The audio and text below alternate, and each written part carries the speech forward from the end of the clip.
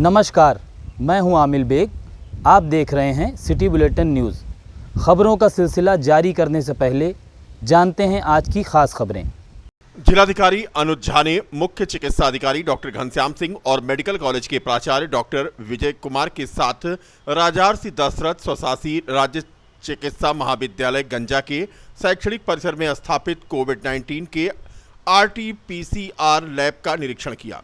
इस अवसर पर जिलाधिकारी ने लैब की प्रतिदिन टेस्टिंग क्षमता व उसमें कार्यरत कर्मचारियों के संबंध में जानकारी प्राप्त करने पर प्राचार्य ने बताया कि लैब में रोजाना 4000 RT-PCR जांच करने की तैयारी की जा रही है, जिसके लिए 1 माइक्रोबायोलॉजिस्ट, 8 लैब असिस्टेंट व 3 डाटा एंट्री ऑपरेटर की आवश्यकता है, जिसकी व्यवस्था के लिए जिलाधिकारी ने सीएमओ को निर्देशित किया।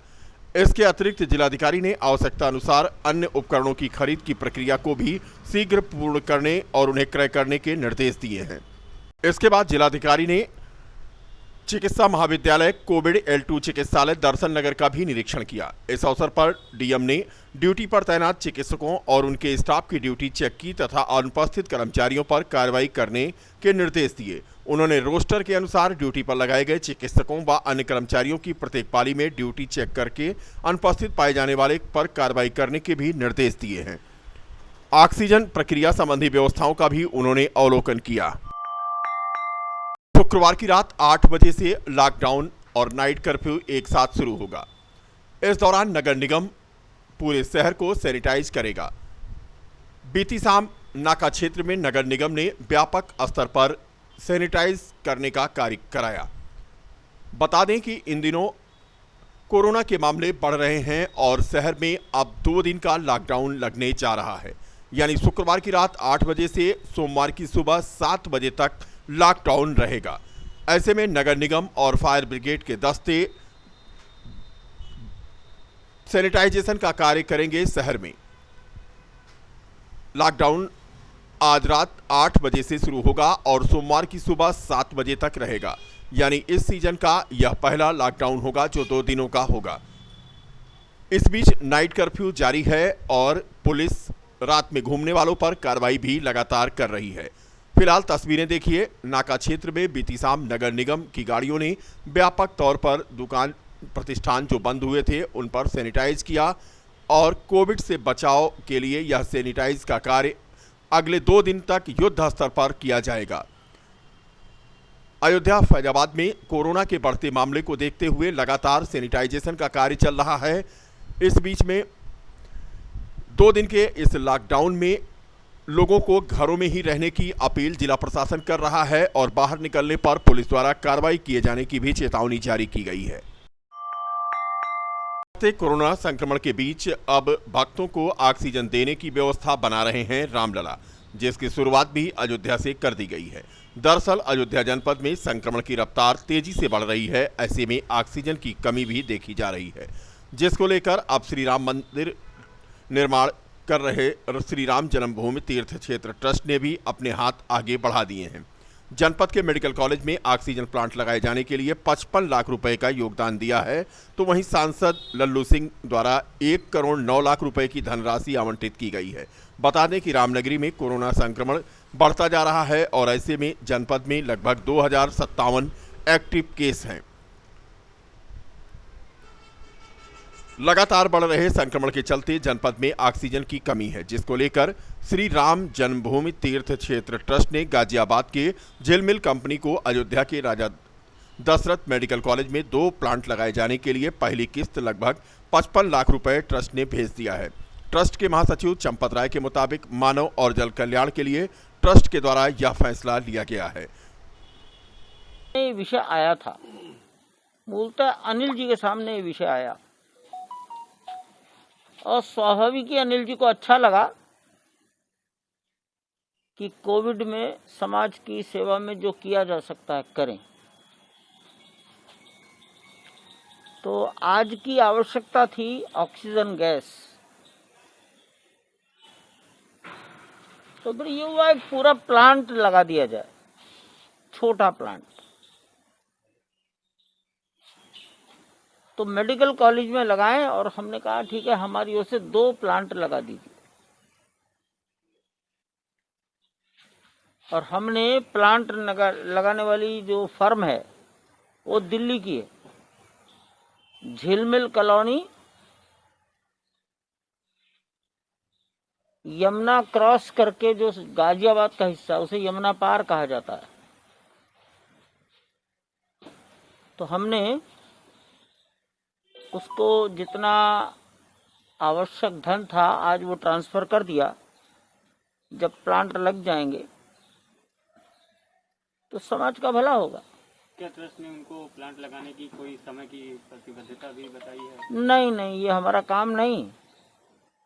जिन लोगों ने इच्छा व्यक्त की थी, जिलाधिकारी महोदय ने, उनको मेरे से ज़्यादा इस विषय में भावुक हैं, जागरूक हैं। मैं समझता हूँ वो इस तरफ ध्यान देंगे कि जल्दी जल्दी ये काम पूरा हो जाए। और जल्दीबाजी मशीनी कामों में नहीं करनी चाहिए। जल्दीबाजी दुर्घटना भी करती है। प्लांट लग रहा है, इट इज फॉर एवर। तो परफेक्शन का ध्यान ज्यादा देना चाहिए।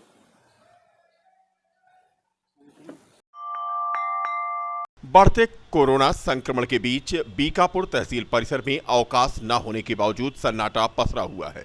तहसील में कार्यरत कुछ तहसील कर्मियों की कोरोना वायरस से पीड़ित होने के बाद नगर पंचायत बीकापुर द्वारा एसडीएम कार्यालय, तहसीलदार कार्यालय समेत तहसील के कार्यालयों में सैनिटाइज तो किया गया, मगर तहसील के परिसर में ही स्थापित अधिवक्ताओं के सेट पर सैनिटाइजेशन का कार्य न होने से अधिवक्ताओं में रोष व्याप्त है। अधिवक्ता संघ के अध्यक्ष श्याम मनोहर पांडे की माने तो अनेक बार नगर पंचायत प्रशासन से अनुरोध करने के बाद भी यहां सैनिटाइजेशन का कार्य नहीं कराया जा रहा है, न ही कोई साफ सफाई पर ध्यान दे रहा है, जबकि अपने कार्यों को लेकर अधिवक्ता यहां पर इकट्ठा होते हैं और पब्लिक प्लेस होने के कारण यहां पर कोरोना का खतरा ज़्यादा रहता है। तमाम अधिवक्ताओं ने यहां पर सैनिटाइजेशन कराने की मांग की है। अभी तक तो एक बार भी जो है इस समय जो है सैनिटाइज नहीं हुआ है। कल हमारी बात भी जो है एसडीएम महोदय से हुई कि उधर जो है आपकी तरफ सैनिटाइज हो रहा है, हमारी तरफ भी कराइए जो है। उन्होंने कहा हाँ तत्काल अभी जो है हो जाएगा, लेकिन यहाँ पर विलम्ब तक हम जो है बैठे रहे, कोई सैनिटाइज नहीं हुआ। रजिस्ट्री ऑफिस में भी हुआ, दोबारा भी हम उनको इस बात के लिए जो है कन्वे किया कि उधर रजिस्ट्री ऑफिस में हो रहा है, इधर क्यों नहीं हुआ। तो उन्होंने कहा नहीं अभी जो है क्या कहते हैं हो जाएगा। राज बहादुर जो तीन पदों से हकदार हैं उनसे भी हमने कहा तो कहा तो दूसरी टाइम हो जाएगा, लोग अभी कहे हैं अभी आएंगे जो है क्या कहते हैं। लेकिन इतनी खौफ महामारी को देखते हुए भी जो है संवेदनहीनता जो है ये बनी हुई है कि अधिवक्ता सेट में कोई भी सैनिटाइज नहीं हुआ है। मैं सुनील कुमार पांडे, मंत्री बारी स्टेशन बीकापुर।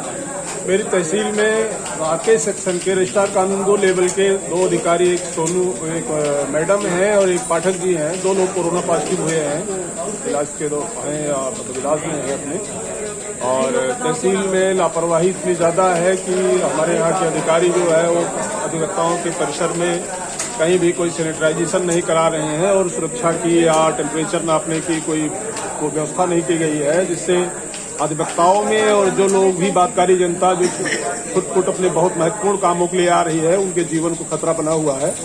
और हम प्रशासन से इस बात की मांग करते हैं कि यथाशीघ्र तहसील परिसर को सैनिटाइज कराया जाए और कोशिश करके लगभग प्रतिदिन सैनिटाइजेशन कराया जाए, जिससे कि लोगों के जान की सुरक्षा हो सके और लोग स्वस्थ रह सके। हमारे यहाँ 2 आरके सेक्शन में कोरोना पॉजिटिव निकल आए हैं और वहाँ पे सैनिटाइज करके वो सेक्शन पूरा तहसील प्रशासन सील कर दिया गया है, किंतु हमारे अधिवक्ता जहाँ पे बैठते हैं वहाँ पे कोई किसी प्रकार का सैनिटाइज नहीं किया गया है।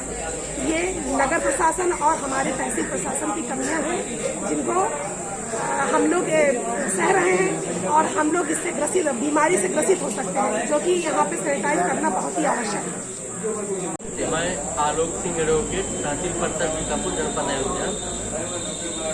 अब जबकि पूरे भारत में कोविड-19 की दूसरी लहर चल रही है और उत्तर प्रदेश भी उससे छूटा नहीं है।